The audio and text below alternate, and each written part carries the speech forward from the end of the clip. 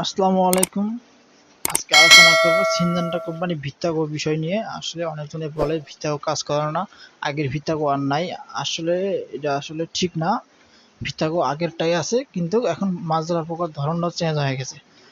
আজকে আলোচনা করব আসলে ভিত্তাগো কেন কাজ করে না আর কি দিলে ওর সাথে কাজ করবে, ওই বিষয় নিয়ে আলাপ করব আমি।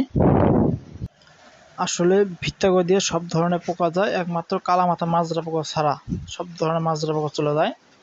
এই কারণে বোঝা যায় আসলে মাছ কাজ করা নাই ভিত্তাগো। ওর সাথে কি দিলে কাজ করবে আজকে সেটা আমি বলে দেবো, এবং কি দীর্ঘমেয়াদী হবে।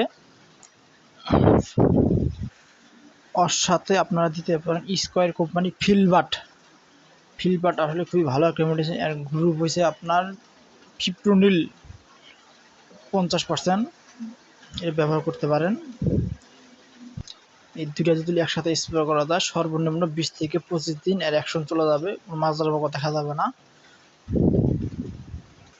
আর অবশ্যই ভিত্তাগো ডোজ দিবেন একরে 30 গ্রাম। আর অবশ্যই স্কোয়ার কোম্পানি ফিলবাট একরে ডোজ দিবেন 200 ml। দিলে সর্বনিম্ন 20 থেকে 25 দিন মাজরা পোকা আর আসতে পারবে না। এভাবে স্প্রে করলেন অবশ্যই ভালো রেজাল্ট পাবেন, এটা আমাদের পরীক্ষিত। এইভাবে আপনারা স্প্রে করতে পারেন। আজকে আলোচনা করব সিনজেন্টা কোম্পানি এমিস্টার টপ বিষয় নিয়ে। আসলে ধানের জমিতে কোন সময় ব্যবহার করতে হয়, কি কি কাজ, ধারণা কি। অবশ্যই এমিস্টার টপ ধানে 3 বার স্প্রে করবেন। অবশ্যই এটা মনে করে পছন্দ ধরুক না ধরুক 3 বার স্প্রে করলে আপনার ওই জমিতে ফলন অবশ্যই বেশি হবে। বিঘাটা না হলেও 3 থেকে 4 মণ, এটা 100% বেশি হবে। আর এটা কোন কোন সময় দিতে হবে সেটা আমি বলে দিচ্ছি। আর অবশ্যই 30 থেকে 35 মাথায় ওই সময় একটা স্প্রে করে, তো ওই সময় একটা দিয়ে দিবেন। এটা হচ্ছে আপনার 60 থেকে 65 মধ্যে একটা স্প্রে। পছন্দ ধরুক না ধরুক এই সময়গুলো স্প্রে করবেন অবশ্যই।